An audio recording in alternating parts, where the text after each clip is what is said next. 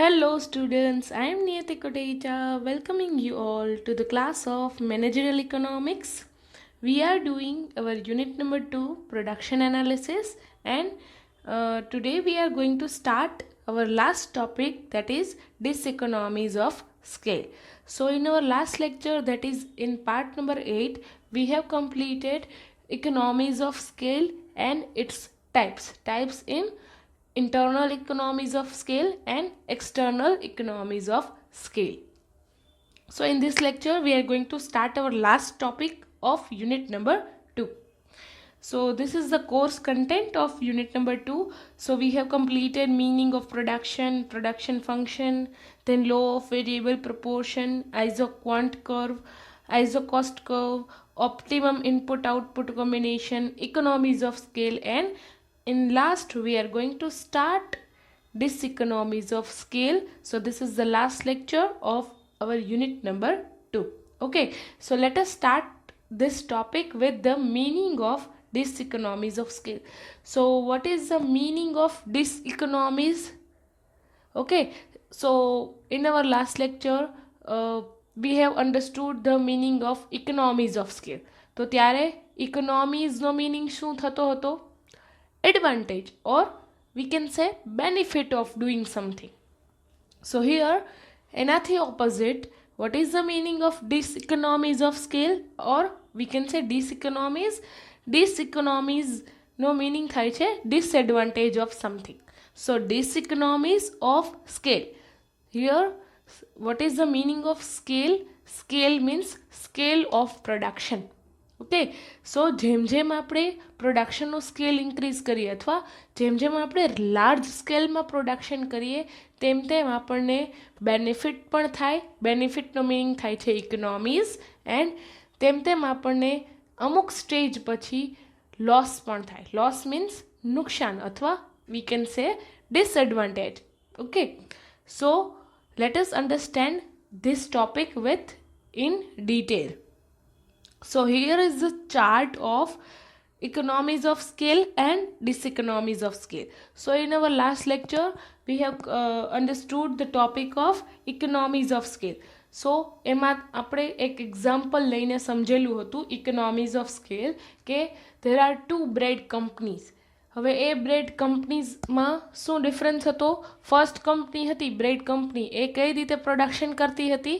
Manually means with using of hand, કે ત્યાં labour હતા એ પ્રોડક્શન કરતા હતા અને બહુ નાના પાયે પ્રોડક્શન થતું હતું, સ્મોલ સ્કેલ ફોર્મ હતી. અને બીજી બ્રેડ કંપની હતી તેમાં શું થતું હતું કે ઓટોમેટિક મશીન્સ બ્રેડ પ્રોડ્યુસ કરતા હતા. ઓકે, સો બંનેમાંથી આપણે જોયું હતું કે કઈ કંપનીને ફાયદો થતો હતો, ધેટ મીન્સ કઈ કંપનીને વધારે બેનિફિટ થતો હતો.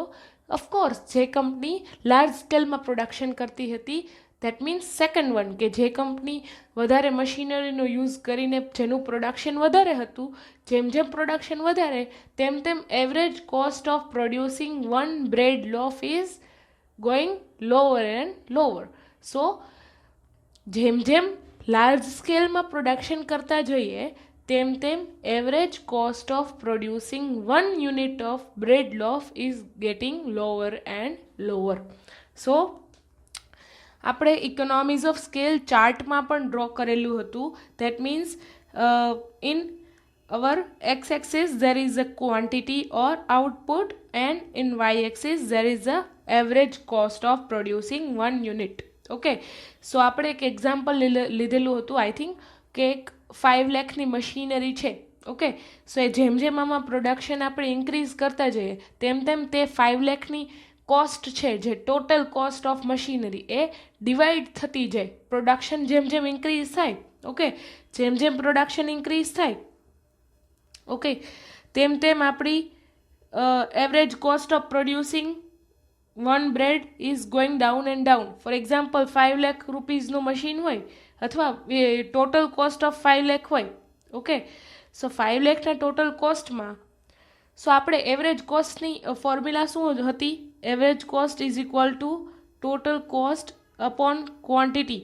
સો આ એક ફોર્મ્યુલા આપણે સમજેલી હતી એવરેજ કોસ્ટની. Okay, so as per average cost of producing one bread loaf is equal to total cost. Total cost here is 5 lakh, and upon quantity, for example, we are producing 25,000 units of bread loaf. Okay, so ત્યારે પર bread લોફ કેટલી cost આવતી હતી? 20 rupees per bread loaf. Okay, so here 20 rupees per bread loaf, where there is a 25,000 of production. Okay, now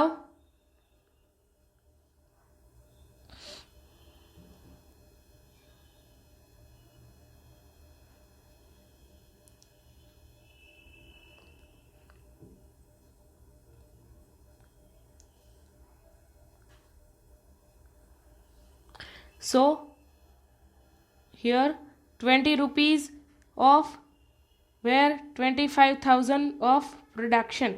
Okay, so પછી આપણે production increase કરીને 50,000 કરી નાખ્યું. Okay, so total cost is divided upon 50,000 units of loaf. So here cost is 10 rupees પર લોફ. સો cost down થઈ, જેમ આપણે production increase કર્યું એમ કોસ્ટ ડાઉન થઈ. એવી જ રીતે જો આપણે હજી પણ પ્રોડક્શન વધારી નાખીએ તો પ્રોડક્શન આપણે વધારીને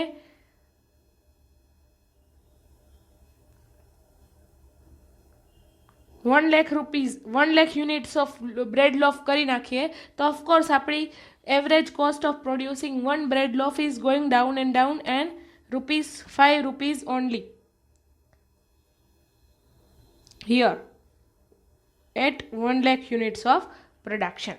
So જેમ આપણે પ્રોડક્શન ઇન્ક્રીઝ કરીએ તેમ આપણી એવરેજ કોસ્ટ ડાઉન આવતી જાય, because we are using at optimum, કે આપણે આ મશીનરીનો ઓપ્ટિમમ યુઝ કરીએ છીએ, કે જેની મેક્સિમમ કેપેસિટી છે મશીનરી એનો આપણે optimum that is maximum use કરીએ છીએ. સો જેમ આપણે મશીનનો મેક્સિમમ યુઝ કરીએ તેમ આપણી એક બ્રેડ લોફ પ્રોડ્યુસ કરવાની કોસ્ટ ઓછી થતી જાય છે. Average cost of producing one bread loaf is getting lower and lower by increasing production. Okay, so this is the concept of economies of scale, કે જેમ આપણે પ્રોડક્શન ઇન્ક્રીઝ કરતા જઈએ તેમ આપણી કોસ્ટ લોઅર થઈ જાય, because of we are using machine more efficiently, કે એક મશીનનો આપણે એનો ઓપ્ટિમમ લેવલે યુઝ કરીએ છીએ, જેનાથી આપણે cost of producing one bread is getting lower and lower. So આ જ સ્ટેજમાં, that means economies of scale સ્ટેજમાં જ્યારે પણ જેમ આપણે પ્રોડક્શન વધારતા જઈએ તેમ આપણી average cost of producing one bread loaf is getting down and down. હવે એવું બને કે આપણે 1 lakh યુનિટ ની જે કાંઈ પ્રોડક્શન છે એના કરતાં આપણે થોડું હજી વધારે પ્રોડક્શન કરવું છે. ઓકે, અને હવે એક મશીનની કેપેસિટી હતી એ તો પૂરી થઈ ગઈ, તો આપણે હવે એ મશીનની કેપેસિટીમાં પણ નવી કેપેસિટી ઇન્સ્ટોલ કરાવવી પડશે. ઓકે, હવે આપણે નવી કેપેસિટી જેમ ઇન્સ્ટોલ કરાવીએ તેમ તો ટોટલ કોસ્ટ ઇન્ક્રીઝ થાય, અને સામે એટલું બધું આપણે પ્રોડક્શન ના જોતું હોય. ફોર એક્ઝામ્પલ 1,10,000 યુનિટ્સ પ્રોડ્યુસ કરવા છે અને મશીનની કેપેસિટી છે ઓનલી 1 lakh યુનિટ્સ પ્રોડ્યુસ કરવાની. ઓકે, સો આ એક્સ્ટ્રા 10,000 પ્રોડ્યુસ કરવા માટે જે કંઈ એક્સ્ટ્રા કેપેસિટી ઇન્સ્ટોલ કરાવવી પડે અને એનો જે કાંઈ કોસ્ટ આવે. ઓકે, સો એ 10,000 માટે આપણે આખી એક નવી ફોર એક્ઝામ્પલ 2 lakhની કેપેસિટી ઇન્સ્ટોલ કરાવી. ઓકે, સો 2 lakh રૂપીઝની આપણે નવી કેપેસિટી આ 5 lakhના મશીનમાં ઇન્સ્ટોલ કરાવી. ઓકે, તો ટોટલ કોસ્ટ કેટલો થઈ ગયો? 7 lakh. Now total cost is 7 lakh and production is only 1,10,000. So cost increase થયો. ઓકે, પહેલાં કરતાં કોસ્ટ વધી ગઈ producing 1 unit of bread loaf. Okay, so આ રીતે જ્યારે પણ કોઈ મશીનની કેપેસિટી ઓપ્ટિમમ લેવલે યુઝ થઈ જાય, ઓકે, અથવા વી કેન સે જેટલું આપણે ઇન્વેસ્ટમેન્ટ કર્યું હોય એનો ઓપ્ટિમમ યુઝ થઈ જાય, એ પછી જો આપણે પ્રોડક્શન વધારે ને વધારે ઇન્ક્રીઝ કરતા જઈએ તેમ આપણી cost average cost of producing 1 unit ઘટવાને બદલે વધતી જાય.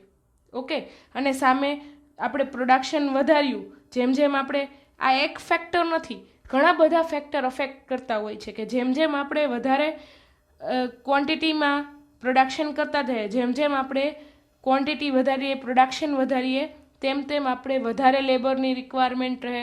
હવે જે આપણે એક્ઝામ્પલ લીધેલું હતું, લેટેસ્ટ કન્ટિન્યુ ધીસ એક્ઝામ્પલ, કે 5 લાખ યુનિટ્સની 5 લાખ રૂપીઝનું જે કંઈ મશીન હતું એમાં આપણે એક્સ્ટ્રા 2 લાખની કેપેસિટી, 2 લાખ રૂપીઝ એક્સ્ટ્રા ખર્ચ કરીને નવી કેપેસિટી ઇન્સ્ટોલ કરાવી અને ટોટલ કોસ્ટ બીકમ્સ 7 lakhs. તો 7 lakhsનું મશીન થઈ ગયું આખું. એમાં આપણે 2 લાખની વધારાની કેપેસિટી ઇન્સ્ટોલ કરાવી, પ્લસ હવે આપણે 1 લાખની જગ્યાએ 1,10,000 યુનિટ્સનું પ્રોડક્શન કરવું છે. હવે આ એક્સ્ટ્રા 10,000 યુનિટ્સનું પ્રોડક્શન કરવા માટે એટલા લેબર પણ વધારે જશે. ઓકે, સો લેબર પણ એટલા આપણે વધારે ઓપરેટ કરવા માટે જોશે કે પહેલાં આખું મશીન એક જ લેબર ઓપરેટ કરી લેતું હતું. હવે એ મશીનની કેપેસિટી નવી ઇન્સ્ટોલ કરાવી આપણે. હવે એ નવી ઇન્સ્ટોલ કેપેસિટીમાં બીજો લેબર પણ જોશે આ આખું મશીનને ઓપરેટ કરવા માટે. ઓકે, સો જેમ જેમ આપણે પ્રોડક્શન ઇન્ક્રીઝ કરતા જઈએ તેમ તેમ ઓફકોર્સ આપણે ઘણી બધી અલગ અલગ વસ્તુની રિક્વાયરમેન્ટ રહે. લેબર પણ આપણે એટલા વધારે જોઈએ. સામે જેમ જેમ આપણે પ્રોડક્શન ઇન્ક્રીઝ કરતા જઈએ તેમ તેમ માર્કેટિંગ પણ વધારે કરવું પડે. તેમ તેમ આપણે ટ્રાન્સપોર્ટેશનનો ખર્ચ પણ વધે. જેમ જેમ આપણે પ્રોડક્શન ઇન્ક્રીઝ કરીએ તેમ તેમ આપણે વધારે રો મટીરિયલની રિક્વાયરમેન્ટ રહે. સો જેમ જેમ આપણે રો મટીરિયલ વધારે રિક્વાયરમેન્ટ રહે તેમ આપણે વધારે ટ્રાન્સપોર્ટેશનનો ખર્ચ દેવો પડે. ઓકે, સો આ બધી વસ્તુ ધીમે ધીમે ફેક્ટર્સ વધી જાય. ધીમે ધીમે આ બધા ફેક્ટર્સની ઇમ્પેક્ટ વધવા લાગે. ઇનિશિયલી શરૂઆતના સમયગાળામાં એ ફેક્ટરની ઇમ્પેક્ટ ઓછી હોય કે જેમ જેમ આપણે વધારે રો મટીરિયલ પરચેઝ કરીએ એમ એમ આપણે ઇનિશિયલી ડિસ્કાઉન્ટ મળે. કોઈ સપ્લાયર હોય એની પાસેથી 10,000 પરચેઝ કરતા હોય બદલે આપણે 20,000 યુનિટ્સ પરચેઝ કરીએ રો મટીરિયલ, તો ઓફકોર્સ આપણને કેશ ડિસ્કાઉન્ટ મળે. પણ જેમ જેમ હજી એના કરતાં પણ વધારે પ્રોડક્શન ઇન્ક્રીઝ કરતા જઈએ, ઓકે, તેમ તેમ કોસ્ટ વધતી જાય. કેવી રીતે કે ઇનિશિયલી તો આપણને ડિસ્કાઉન્ટ મળે છે, પછી જેમ જેમ આપણે 20,000, 50,000, 1 લાખ, 2 લાખ એવું પણ બને ને કે એ સપ્લાયર પાસે હવે રો મટીરિયલ અવેલેબલ ના હોય. ફોર એક્ઝામ્પલ, કોઈ એક સપ્લાયર પાસેથી આપણે લેતા હોય, એની પાસે સ્ટોક 50,000 યુનિટ્સનો જ હોય, તો આપણે બીજા સપ્લાયર પણ શોધવા પડે, અથવા બીજા સપ્લાયર પાસેથી લઈએ તો એ ડિસ્કાઉન્ટ ના પણ આપતો હોય. ઓકે, અથવા બીજા કોઈ સપ્લાયર પાસેથી લઈએ તો એની એ રો મટીરિયલની પ્રાઇસ એ જ સપ્લાયર પાસે અલગ હોય, મે બી વધારે હોય, અને એ બીજા સપ્લાયર પાસેથી લેવાનો કોસ્ટ અને ટ્રાન્સપોર્ટેશનનો કોસ્ટ ઇન્ક્રીઝ થઈ જાય. ઓકે, સો સેમ વે જ્યારે પણ આપણે લાર્જ સ્કેલમાં પ્રોડક્શન કરતા જઈએ, જેમ જેમ આપણે લાર્જ સ્કેલમાં પ્રોડક્શન કરતા જઈએ તેમ તેમ ઇનિશિયલી તો કોસ્ટ ઘટે. Average cost of producing 1 unit of product is decreasing by increase in production. પછી એક એવો પોઈન્ટ આવે કે પછીથી જો આપણે વધારે ને વધારે પ્રોડક્શન કરતા જઈએ તો કોસ્ટ ડાઉન થવાની બદલે કોસ્ટ વધતી જ જાય. Okay, so what is the meaning of diseconomies? કે જેમ જેમ આપણે લાર્જ સ્કેલમાં પ્રોડક્શન કરીએ તેમ તેમ પછી અમુક ફેક્ટર્સના લીધે અમુક factors, there are many of the factors affecting large scale production. જેમ જેમ આપણે પ્રોડક્શન ઇન્ક્રીઝ કરીએ તેમ અમુક ફેક્ટર્સના લીધે આપણી કોસ્ટ ડાઉન થવાને બદલે ઇન્ક્રીઝ થતી જાય. Okay, so let S C. So here this is the curve of long run average cost curve. Long run average cost curve. Long run, કે જેમ જેમ આપણે લોંગ રનમાં પ્રોડક્શન ઇન્ક્રીઝ કરીએ તેમ તેમ ઇનિશિયલી તો કોસ્ટ ઘટે, પછી એક એવો ટાઈમ આવે કે જ્યાં આપણે બહુ વધારે લેબરની જરૂરિયાત પડે. બિકોઝ જેમ જેમ આપણે પ્રોડક્શન ઇન્ક્રીઝ કરીએ of course more labours are required, more managements are required, more marketing efforts are required, more transportation is required, more raw material is required. Okay, so જેમ જેમ and more machineries and more technology is also required. So આ બધી કોસ્ટને એકી સાથે control કરવી it becomes difficult for a company. So જેમ જેમ આપણે લાર્જ સ્કેલમાં પ્રોડક્શન કરીએ તેમ તેમ ઓફકોર્સ એનો ટોટલ કોસ્ટ વધવાનો, અને ટોટલ કોસ્ટ જો હેવી થાય તો એની સીધી ઇમ્પેક્ટ આવે ક્વોન્ટિટી ઉપર, કે જેટલી આપણે ક્વોન્ટિટી પ્રોડ્યુસ કરતા હોય ને સામે ટોટલ કોસ્ટ બહુ હાઈ હોય તો of course average cost of producing one unit is becoming higher and higher. Okay, so let us understand its definition. So the term scale of production refers to the size of the firm. Here જેમ જેમ આપણે size વધારીએ, જેમ જેમ આપણે પ્રોડક્શનનું scale increase કરીએ અથવા પ્રોડક્શનની quantity increase કરતા જઈએ તેમ તેમ ઇનિશિયલી તો આપણને જેમ જેમ પ્રોડક્શન ઇન્ક્રીઝ કરીએ તેમ તેમ આપણો average of cost of producing one unit of bread is becoming down and down. પછી એક લેવલ એવું આવે કે જ્યાં આપણે મશીનની ફૂલ કેપેસિટીનો યુઝ કરી નાખીએ અને 1 લાખ યુનિટ્સ, ફોર એક્ઝામ્પલ કોઈ એક મશીનરીની પ્રોડક્શનની કેપેસિટી છે 1 લાખ યુનિટ્સ. સો જ્યારે આપણે 1 લાખ યુનિટ્સનું પ્રોડક્શન કરી નાખીએ છીએ ત્યારે આપણી કોસ્ટ મિનિમમ થઈ જાય છે. ઓકે, ફોર એક્ઝામ્પલ 5 લાખ રૂપીઝનું મશીન આપણે લીધેલું હોય છે, લાસ્ટમાં એક્ઝામ્પલ લીધેલું હતું એમાં કે 5 લાખ રૂપીઝનું મશીન હતું. ઓકે, સો એની આપણે કેપેસિટી હતી 1 લાખ યુનિટ્સ પ્રોડ્યુસ કરવાની. સો જ્યારે આપણે 1 લાખ યુનિટ્સ પ્રોડ્યુસ કરી નાખ્યા ત્યારે average cost of producing one bread loaf is only 5 rupees.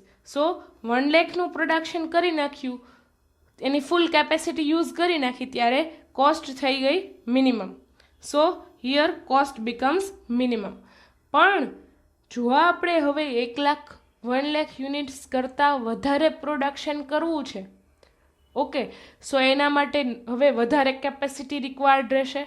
સો આપણે એ જ મશીનરીમાં હવે વધારે કેપેસિટી ઇન્સ્ટોલ કરાવવી પડશે, અથવા એવું ના કરીએ તો આઈ થિંક એ કેપેસિટીને એ મશીનને આપણે ઓવર ટાઈમ યુઝ કરીએ, કે આખા દિવસમાં યુઝ કરતા હતા અને 1 lakh units of bread produce થતી હતી, પણ હવે આપણે એ મશીનને ઓવર ટાઈમ કરાવીને નાઇટ શિફ્ટમાં પણ આપણે એને ચાલુ રાખીએ છીએ. ઓકે, સો એનાથી શું થશે કે તમને એમ ક્વેશ્ચન થશે કે પહેલાં તો ઓનલી 1 લાખ યુનિટ્સ પ્રોડ્યુસ કરતા હતા, હવે 1,10,000 કે 1,20,000 યુનિટ્સ પ્રોડ્યુસ કરીએ તો એવરેજ કોસ્ટ પર યુનિટ ડાઉન થવી જોઈએ ને.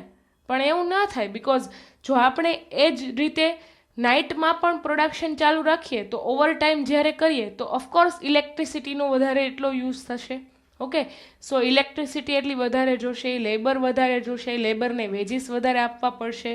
ઓકે, સો જેમ જેમ એક પોઈન્ટ કેપેસિટી કરતાં આપણે જેમ જેમ પ્રોડ્યુસ વધારે કરતા જઈએ તેમ તેમ કોસ્ટ ઇન્ક્રીઝ થતો જાય.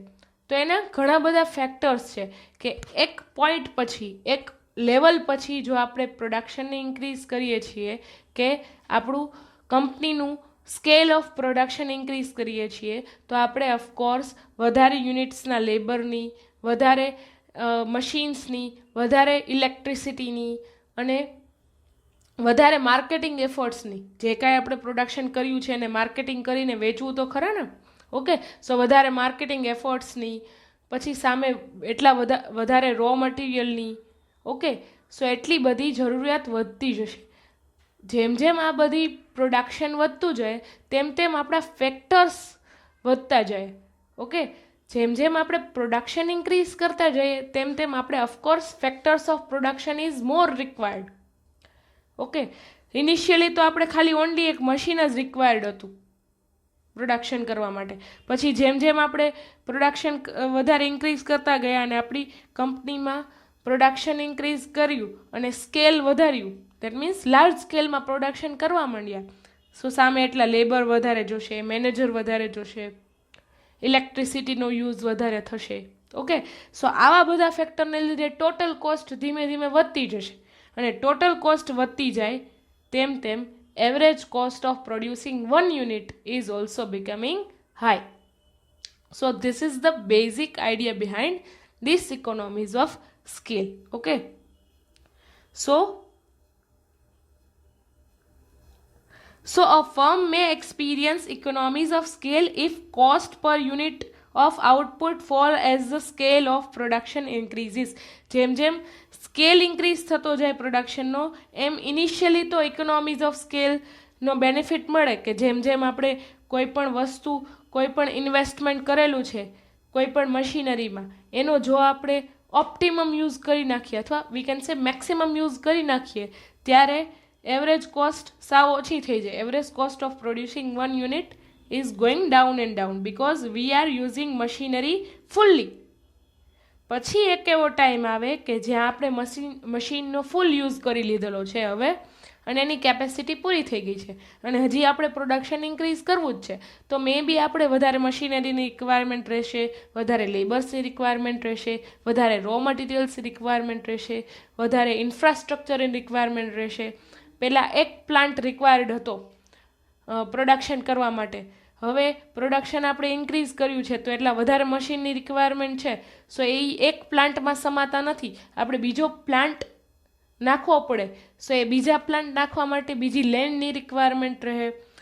પછી એ આપણે જો લેન્ડ પરચેસ કરીએ તો એના માથે બિલ્ડિંગ અને ઇન્ફ્રાસ્ટ્રક્ચર જે કંઈ ક્રિએટ કરવું છે એનો ખર્ચ થાય. પછી સામે એટલું મેનેજમેન્ટ વધારે કરવું પડે. ઓકે, સો ઇનિશિયલી તો આપણે જે કાંઈ આપણી પાસે પ્રોડક્શન કેપેસિટી છે એનો ઓપ્ટિમમ યુઝ કરીએ તો આપણી cost average cost of producing one unit is going down and down.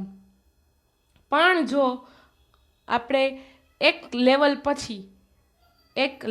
પછી એનો જ્યારે મેક્સિમમ યુઝ થઈ જાય છે કેપેસિટીનો, પછી જો આપણે પ્રોડક્શન વધારે કરવું છે તો એના માટે નવી લેન્ડ જોશે, નવી મશીનરી જોશે, ઘણા વધારે લેબર જોશે, મેનેજમેન્ટ વધારે કરવું પડશે, ટ્રાન્સપોર્ટેશન એટલું વધી જશે, રો મટીરિયલ વધારે રિક્વાયરમેન્ટ રહેશે. સો આવા અલગ અલગ બધા ફેક્ટર અફેક્ટ કરવા માંડશે ધીમે ધીમે in long run. So this is the long run average cost curve. Okay, so initially average cost becoming down and down because we are using our capacity efficiently. પછી આપણે વધારે અમુક લેવલ પછી વધારે production કરવા માટે આપણે નવો પ્લાન્ટ રિક્વાયર્ડ રહેશે, નવી મશીનરી જોશે, નવા લેબર્સ જોશે, વધારે લેબર્સ જોશે, વધારે રો મટીરિયલ્સ જોશે. ઓકે, સો એનો કોસ્ટ ધીમે ધીમે વધતો જશે. So this is the basic idea behind economies and diseconomies of scale. Diseconomies of scale are the product of decreasing returns to scale. In other words, they happen when a business grows to the point that its per unit cost begins to rise, rather than the continuing the decrease as with economies of scale. As their levels of production or output rise, these firms starts to see higher cost per unit rather than decreasing cost as you might expect. કે તમે expect કરતા હોય કે હજી quantity આપણે વધારતા જઈએ એમ આપણો એવરેજ કોસ્ટ ડાઉન જ આવતો જાય, એવું ના બને ને કે એક લેવલ આવે કે જ્યાં આપણે આપણી પાસે જે કાંઈ પ્રોડક્શનની કેપેસિટી છે એનો મેક્સિમમ યુઝ કરી નાખીએ. ઓકે, સો આવો જ્યારે ટાઈમ આવે કે આપણે પ્રોડક્શન કેપેસિટીનો મેક્સિમમ યુઝ કરી નાખીએ છીએ ત્યારે હા ઓફકોર્સ આપણી average cost of producing one unit is lowest. કે આ એક પોઈન્ટ ઉપર average cost of producing one unit is lower. આપણે લાસ્ટ એક્ઝામ્પલમાં લીધેલું હતું કે 5 લાખ રૂપીઝની મશીનરી હતી. ઓકે, તો એની આપણે એવરેજ કોસ્ટ કેટલી હતી? આપણે 1 લાખ એનો મેક્સિમમ યુઝ કરી નાખ્યો ત્યારે આપણી average cost of producing one bread loaf is only 5 rupees. હવે આપણે મેક્સિમમ કેપેસિટીનો યુઝ કરી નાખ્યો છે. હવે આપણે જો 1 લાખ કરતાં વધારે પ્રોડક્શન કરવું હોય તો આપણે એક્સ્ટ્રા કેપેસિટીની રિક્વાયરમેન્ટ રહેશે, ઓવરટાઈમની રિક્વાયરમેન્ટ રહેશે, વધારે લેબર્સની રિક્વાયરમેન્ટ રહેશે. ઓકે, વધારે મેનેજમેન્ટની રિક્વાયરમેન્ટ રહેશે. સો આ બધું કરવા માટેનું ધીમે ધીમે ટોટલ કોસ્ટ ઇન્ક્રીઝ થતો જશે અને ટોટલ કોસ્ટ ઇન્ક્રીઝ થાય એમ average cost of producing one unit is also increasing. Okay, so this is the concept of diseconomies of scale. So આવું શા માટે થાય છે? So there are various internal factors and as well as external factors are also affecting. Okay, જેમ જેમ production increase કરીએ તેમ તેમ ઘણા ફેક્ટર્સ બિઝનેસને અફેક્ટ કરતા હોય. તે ઇન્ટરનલ ફેક્ટર્સ પણ હોઈ શકે અને એક્સટર્નલ ફેક્ટર્સ પણ હોઈ શકે. Okay, so this we will see in our next lecture. So it should, however, be remembered that there are certain limits to the advantages of large scale production. કે એક એવી લિમિટ હોય કે large scale production beneficial રહે. પછી એ limit પછી જો આપણે પ્રોડક્શન ઇન્ક્રીઝ કરશું તો આપણને ટોટલ કોસ્ટ પણ વધી જશે અને ટોટલ કોસ્ટ વધવાથી એક યુનિટ પ્રોડ્યુસ કરવાની એવરેજ કોસ્ટ પણ વધી જશે. The various internal and external economies can be realized by a firm only up to a certain limit, because if this were not so, a firm would continue indefinitely to expand its size and grow bigger and bigger. કે એક point સુધી આપણને જે કાંઈ factors હોય એ constant હોય કે આપણી પાસે એક લેન્ડ છે એના ઉપર જ આપણે પ્રોડક્શન કરીએ છીએ. ઓકે, અને પછી એક એવી લિમિટ આવે કે એ લેન્ડ જે કાંઈ આપણી પાસે જે જમીન છે એના ઉપર જે કાંઈ પ્રોડક્શન કરીએ છીએ, આપણી પાસે એક બિલ્ડિંગ છે એના એ ફેક્ટરીમાં આપણે પ્રોડક્શન કરીએ છીએ, એ ફેક્ટરીની સાઇઝ હવે થોડી ઓછી પડે છે બિકોઝ હવે આપણે પ્રોડક્શન વધારવું છે અને પ્રોડક્શન વધારવું છે તો સામે એટલી વધારે મશીનરીની રિક્વાયરમેન્ટ રહેશે અને મશીનરીને સમાવવા માટે આપણે બીજી ફેક્ટરીની રિક્વાયરમેન્ટ રહેશે ને. સો બીજી આપણે ફેક્ટરી લેશું, પછી ફેક્ટરીને મેનેજ કરવા માટે મેનેજર્સ જોશે, લેબર્સ જોશે, ઇલેક્ટ્રિસિટી વધારે જોશે. સો આ બધી જે કંઈ વસ્તુ થશે એ અમુક ફેક્ટર્સના લીધે થશે. તે ફેક્ટર્સ કયા હશે? ઇન્ટરનલ ફેક્ટર્સ પણ હોઈ શકે અને એક્સટર્નલ ફેક્ટર્સ પણ હોઈ શકે. So what is the meaning of internal factors? કે internal factors that means a factors that affects only a business. કે એક બિઝનેસને પોતાના બિઝનેસને રન કરવા માટે જે કંઈ ફેક્ટર્સ અફેક્ટ કરે છે તેને કહેવાય ઇન્ટરનલ ફેક્ટર્સ. અને vote is the meaning of external factors? કે તે એક્સટર્નલ ફેક્ટર્સ છે ઇન્ડસ્ટ્રીની બધી કંપનીને એફેક્ટ કરશે.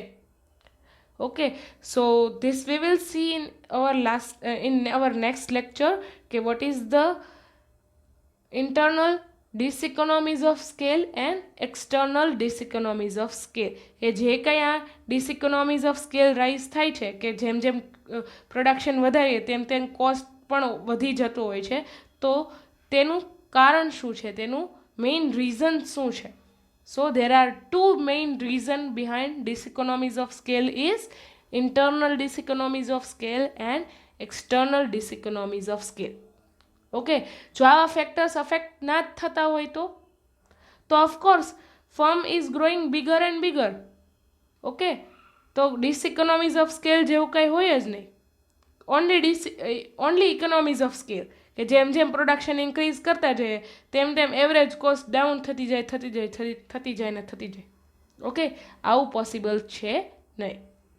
એક પોઈન્ટ આવે એ પછી ધીમે ધીમે કોસ્ટ પણ વધતી જતી હોય છે.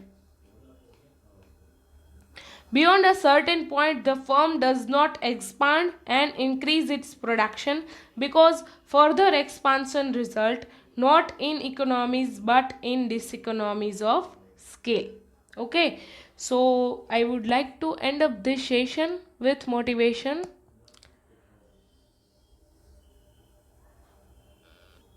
That is, study now and be proud later. Okay, so in our next lecture we are going to understand what are the factors, or we can say what are the types of diseconomies of scale. કે જે diseconomies of scale થાય છે that means total cost increase થઈ જાય છે અને total cost increase થવાને લીધે એવરેજ કોસ્ટ પણ ધીમે ધીમે વધતો જાય છે જેમ જેમ આપણે પ્રોડક્શન ઇન્ક્રીઝ કરીએ તેમ તેમ. સો એ શા માટે થાય છે? Because of internal diseconomies and external diseconomies of scale. Okay, so in our next lecture we are going to understand internal diseconomies of scale and external diseconomies of scale. Thank you so much students. Have a nice day.